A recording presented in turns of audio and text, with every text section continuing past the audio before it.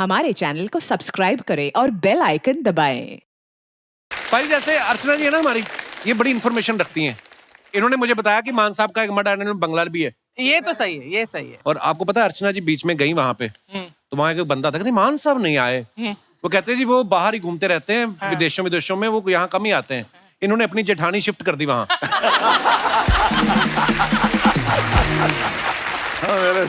तो मैंने इनको बोला, मैंने कहा ये इलीगल काम है। कहती क्या इलीगल है? हाँ। हमने कौन सा ताले तोड़े हैं? मेरी जेठानी टॉप के अंदर जाती है, टॉप के बाहर आ जाती है। पोल वाल्टर हो गए। आपके दिमाग में तो आया होगा मान साहब आते नहीं, चलो कब्जा ही कर लें, कि नहीं? हद है। मान साहब आप इतनी जगह देशों विदेशों में जाते हो, कभी आप ऐसी जगह फंसे हो जहां पे आपका मन कर रहा हो कि मैं इंडियन खाना खाऊं और मिला ही ना हो?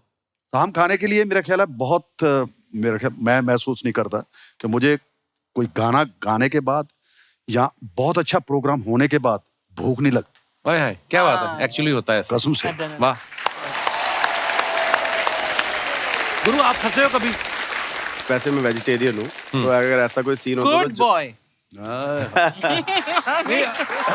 पर वेजिटेरियन खाना बाहर जाके और मुश्किल हो जाता है कभी और मुश्किल, बट मैं जिस प्रमोटर के साथ जाता हूँ शो करने, उसको बोलता भाई अगर अगला शो चाहिए तो जल्दी ले आ। बिल्कुल। अच्छा। मूंगी की दाल। वहाँ पे दाल ही मिलती है, बाहर जाओ एक ही चीज है दाल, वो भी थोड़ी फीकी होती है, वहाँ नमक कम पहुँचता है शायद, तो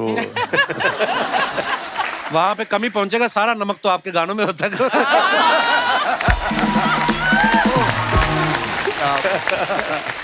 गुरु जब आप पहली बार फ्लाइट में बैठे थे तो क्या एक्सपीरियंस था? मैं अपना बताता हूँ, मेरे साथ राजीव ठाकुर के मम्मी डैडी बैठे हुए हैं यहाँ पे, बहुत बहुत स्वागत है जी। जी राजीव अपने शो में। मान साहब हम पहली बार आए ना, पायल आग मुझे। मान साहब हम पहली बार आए तो मैं था विंडो सीट पे, चंदन था सेंटर में और राजीव था आयल सीट पे। तो वह कहती what would you like to have sir? वो कहता कुछ नहीं लेना हमने। उसको लगा कि पता नहीं कितने की होगी, है ना, बिरयानी है ये, मना कर दिया। धीरे धीरे हमने देखा ना पूरी सारी फ्लाइट ही खा रही है। तो एक आदमी मुझे ऐसा देखा कि जिसको मुझे देख के लगा कि हो ना हो टिकट इसको भी किसी ने लेके दी है, इसकी अपनी नहीं है। तो हमारे पीछे बैठा था, तो उसको हमने पूछा कि भाई ये कितने का है? कहता है ये तो फ्री होता है जी। बस तो फिर राजीव को लगा कि हैं, फिर इसने बजाई और ट्विंग करके बेल एयर होस्टेस आई, कहती खाना, कहती sorry sir we are about to land now we can. नहीं दिया उसने खाना। होता है ना, नहीं जैसे वडाली साहब नहीं अपने पूरनचंद वडाली साहब, मतलब क्या लेजेंड है हमारे म्यूजिक इंडस्ट्री के। तो वो कहते मैं जब पहली बार फ्लाइट में बैठा ना, तो कहते मैं इतना डर गया। कहते बाद में एक छोटी सी लड़की आई, कहते 4 लेके ना ड्रिंक, छोटी छोटी बॉटल्स होती है ना मिनिएचर, कहते मैं एक गिलास में 3-4 डाल दे। कहते 3-4 डाले, उसने गिलास में डाले, मैंने गिलास पेट में डाल लिया। फिर मैं कहा अब जिधर मर्जी ठोक दो जाके। गुरु ने मेरे को बताया, कहता पाजी मैं ना एक बार जा रहा था कहीं शो करने, तो बिजनेस क्लास मेरी टिकट बुक कर दी जो ऑर्गेनाइजर्स हैं। कहता मैंने आगे देखा एक और बहुत बड़ी बड़ी सीटें हैं। वो क्या किस्सा था? फर्स्ट क्लास के बारे में मुझे पता चला। वो मैं अच्छे खासे पैसे लेने लग गया शो के, और क्योंकि हम है तो गरीब ही ना शुरू से, मतलब तो जा रहे थे, दुबई की फ्लाइट थी, तो 2 गेट होते हैं, आगे वाला और पीछे वाला। तो हम पीछे वाले गेट में बिजनेस क्लास 3-4 बार मैं गया। तो एक बार मैं आगे से आ गया, तो मैंने अपने मैनेजर को बोला, मैनेजर क्या अपने भाई हैं, मैंने कहा ये आगे कौन है 8-9 जाने, ये कौन है? तो कह रहा ये फर्स्ट क्लास है। तो मैं कहा भाई मेरे को क्यों नहीं मिलती ये? तो कह रहा मैं तेरे को दिला दूंगा कल से। तो मैं कहा भाई इतने टाइम से मेरे को पीछे क्यों बिठा रहा था? I deserve this. क्या बात? फिर उस दिन के बाद भाई बस बाबी दी मेरा। यार जी मान साहब, ये किस्सा सुनाया आपने कि फर्स्ट क्लास का, हमें भी फर्स्ट क्लास मिली। अच्छा जी। उसमें नहाने वाला भी प्रोग्राम था। अच्छा जी। तो हम पूरी कोशिश करते हैं कि वो चीज भी करी जाए जो जो बनाएगी, ये फैसिलिटी यूज करें। बिल्कुल। मैं जाके कपड़े कुपड़े लाए, और जब मैं टूटी छोड़ी थोड़ा पानी ना है, मैं 5-10 मिनट में ऐसे ही खड़ा रहा।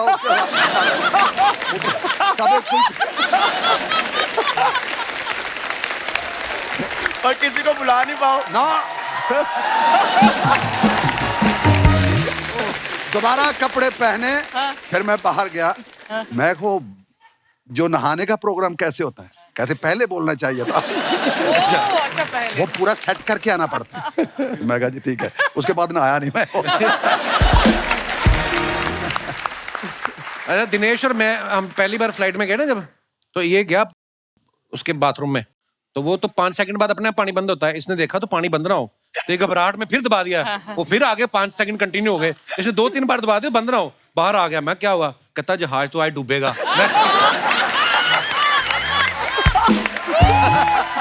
कहता पानी नहीं बंद हो रहा है। मैं कहा 5 सेकंड बाद बंद हो जाता है। अच्छा, शुरू में ये मेरे साथ भी हुआ है। मेरे साथ भी हुआ है ये। मैं तो भागे ना, मैं हाथ धो, मैं क्या शायद ये कहती और हाथ धो, अभी हाथ गंदे हैं।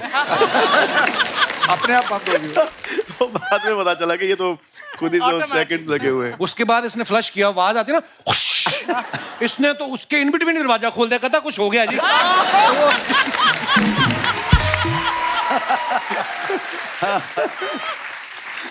और ये भी दूसरी बार हुआ जब ये आया। पहली बार तो खोल के मुड़ाया। कहता अंदर कुकर रखा है, बाथरूम कहाँ है? ओहो। पर आप देखो, इकोनॉमी क्लास में जाओ ना, मोहब्बत बड़ी बढ़ती है, एक दूसरे के साथ जान पहचान, खाना वाना शेयर हो जाता है। बिजनेस क्लास वाले थोड़े से खुश्क होते हैं, अपनी अपनी किताब पढ़ के ना, बगल वाले को नहीं देखते। इतना बस करते ही है। ज्यादा पूछेंगे फ्लाइंग टू न्यूयॉर्क पे, और क्या ट्रेन मेरठ रुकेगी, फ्लाइट नीचे, इतना सही। और बिजनेस क्लास वालों का अलग ही एटीट्यूड होता है। वो अपना छोटा सा बैग रखते हैं, महंगा ब्रांडेड, और बाकी पूरा पीछे जहाज को देखते हैं ऐसे करके।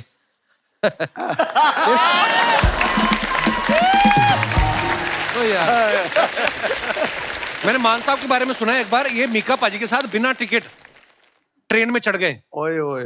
तो आपकी टीसी से जान पहचान थी या मीका को चंगी तरह से नहीं पहचानते थे आप? ये आपको डर नहीं लगा? क्या किस्सा था मान साहब वो? किस्सा ये था कि धुंध की वजह से चंडीगढ़ में फ्लाइट वापस आ गई। ये बहुत होता है नॉर्थ में ना। तो मीका कहता यार मेरा तो प्रोग्राम आज 10 बजे। अच्छा जी। मैं कहा मेरा तो चल कल है प्रोग्राम, पर अब करेंगे क्या? कहता फिक्र ना करो। फिर उसने फोन वगैरह की था, दिल्ली में उतरी, लैंड की थी वापस, तो टैक्सी लेके स्टेशन पे चले गए। बिना कुछ लिए उसने मुझे फर्स्ट क्लास की जो सीट थी उसके अंदर कहता आप यहाँ पे बैठो। मैं कहा यार मैं कभी ऐसा नहीं किया कुछ। कहता तूने नहीं किया, मैंने बहुत बार किया। कहता देखो कितने प्यार करने वाले थे, मारो ताड़ी गए। सभी तारीफ था, पूरे जो पैसेंजर बैठे थे सबने ताली मारी, मुझे इज्जत दी, मान दिया, सत्कार दिया। तो फिर बेचारे बोलने नहीं, पहले ही ताली मरवा। तो फिर पहुंच गए जी वहां पे। मतलब आप पे जरा टिकट कलेक्टर था वो आया, उसने टिकट वगैरह ऑलरेडी पहले फोन पे अंदर बन जाती है, पहले बात हो चुकी थी जी। तो बस वो सिर्फ वो कार्रवाई करनी थी। अच्छा। पर पहले मुझे डरा दिया उसने कि यार मैं ये लोग बेचारे क्या कहेंगे यार। गुरु मान साहब का कौन सा ऐसा गाना है जो आप कभी भी आप गा सकते हैं? सर के सारे गाने बहुत ज्यादा अमेजिंग है। बीट सजना वे सजना छल्ला, पीट तेरे जान तो दी। गाया भी था। मैं हमेशा हर शो पे मैं सर को ट्रिब्यूट करता हूँ, सजना वे सजना जरूर गाता हूँ सर का गाना। तो यार वो भी कैसा दौर था ना, 1 रुपया दे के गाना भर दो, ये कोई गाना बहुत पसंद होता था तो पूरे ए साइड में वही भर दो। यस। तो वो फास्ट फॉरवर्ड करके भरते थे, है ना, वो तेज चलता था। जल्दी। और दोस्तों आगे बढ़ने से पहले वक्त है उस एक्ट्रेस को यहाँ पे बुलाने का। योगिता, बहुत बहुत स्वागत है आपका। बहुत प्यारी लग रही हैं आप, आइए विराजमान हो जाइए। अच्छा, मैं अपने दर्शकों को ये बताना चाहता हूँ, आप योगिता को हमारे शो में पहले भी देख चुके हैं। विक्रम वेदा फिल्म में सैफ अली खान के साथ आई थी। सबसे पहले हमारे शो पे आई मान साहब एज ए ऑडियंस में। वाओ। उसके बाद ये आई अपनी फिल्म प्रमोशन करने।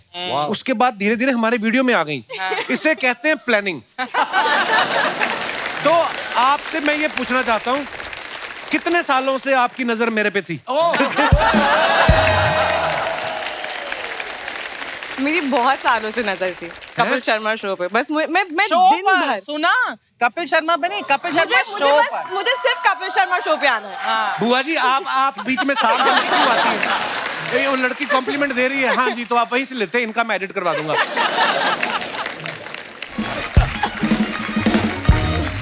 अच्छा, ही हाल ही मैंने एक गाना गाया है। मेरे को बड़े लोगों ने प्रॉमिस किया, अरे आप बड़ा अच्छा गाते हैं, आपको गाएंगे। लेकिन मेरी ख्वाहिश जो पूरी की है मेरे भाई गुरु ने की है, तो मैं बड़ा थैंकफुल हूँ। Love you bro. अरे फ्रॉम द आपके लिए- डेप्थ ऑफ माय हार्ट। आपके लिए पाजी जान हाजिर है। I love you, you know that. I love you too bro. पाजी को मैं ऑडियोज बेचता रहता था और एक दिन हम यहीं से शो फिनिश करके एक्चुअली निकले तो पाजी गाड़ी चला रहे थे। पाजी गाड़ी चला तो मैं गाने ऐसे रैंडम प्ले करता रहता हूँ पाजी के लिए कि कोई अच्छा लगे तो हम कर सकते हैं। तो फिर हमने अलोन गाना जो रिलीज हुआ है वो हमने, पाजी ने बोला कि मैं उनको अच्छा लगा है तो हमने फिर डबिंग करी पाजी की आवाज़ में और बहुत ही प्यारा लगा गाना। और ये मेरे लिए बहुत बड़ी बात है कि पाजी की फर्स्ट म्यूजिक वीडियो में मैं भी साथ में हूँ और आई थिंक उसके लिए आपका मैं बहुत साथ में हूँ और ये इतना टैलेंटेड है। गुरु ने लिखा है वो गाना, खुद कंपोज किया और इतना बेहतरीन म्यूजिक जो है संजय ने किया है उसका।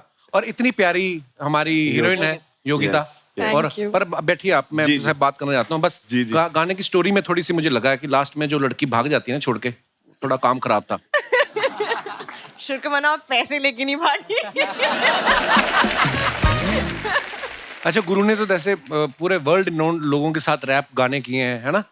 आज आपने श्री कपिल शर्मा के साथ गाना गाया है। श्री आप कैसा महसूस कर रहे हैं आप?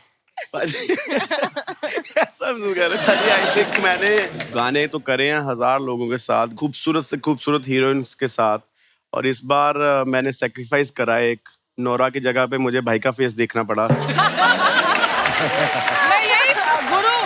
मैं यही पूछना चाहती थी कि इस गाने में सारे रोमांसिंग कपिल ने की है तो तुमने क्यों नहीं की? ऐसे दिए थे तुमको? नहीं मैम, इन्होंने मुझे बोला था कि ये आपका फेस देख देख के थक गए हैं तो इनको इस बार मौका दो। तो फिर योगिता और पाजी की स्टोरी है, मैं तो सिर्फ पहाड़ों में चढ़ के हाथ ही फैला रहा हूँ। योगिता एक बात बताओ, मैंने ना जैकेट जो पहना हुआ था उसके नीचे मैंने वार्मर भी पहना हुआ था। फिर जब आपकी उस समय मनोस्थिति क्या थी जब इतनी ठंड में -3-4 डिग्री था? -6 में थे हम लोग, बर्फ थी और वहां पे मुझे ये रेड ड्रेस जो आप लोगों ने देखी जिसमें सिर्फ एक स्ट्रैप था उसमें शूट करना था। But it was an experience. मैं बोलूंगी कि मुझे तब पता लगा मैं और भी स्ट्रांग हूँ, मतलब मैं ये भी कर सकती हूँ। एक्चुअली ये पूरा दिन ऐसे शूट करती रही। जब आपको पता है कि आपके पास कोई ऑप्शन नहीं है, डायरेक्टर को यही चाहिए, तो फिर आपका माइंड आपको दूसरे थॉट्स नहीं देता, फिर आप वो कर लेते हो। एक्चुअली फिर मैं और गुरु कहीं पहाड़ पे ऊपर चढ़ के गए, हमें पता नहीं था। मैंने तो पहली बार बर्फ गिरती देखी, इससे पहले मैंने बर्फ फ्रिज में ही देखी थी, मैं ऐसे लाइव नहीं देखी थी। तो हमें पता नहीं चला कि अंदर कितना पैर जा सकता है। हमारी आधी यहाँ तक टांग चलेगी, 1.5 किलो बर्फ जूतों में भर गई और सुबह मेरे को शूट कैंसिल करना पड़ता क्योंकि इतनी छींकें आ रही थी। मैंने कहा ये रोमांटिकली मेरी तरफ देखेगी और मैंने अगर इसके मुंह पे छींक दिया तो वीडियो सारा खराब हो जाएगा। पर बड़ा मुश्किल होता है यार। Hats off to you Yogita. For more updates, subscribe to our channel, click the show links and enjoy watching the videos.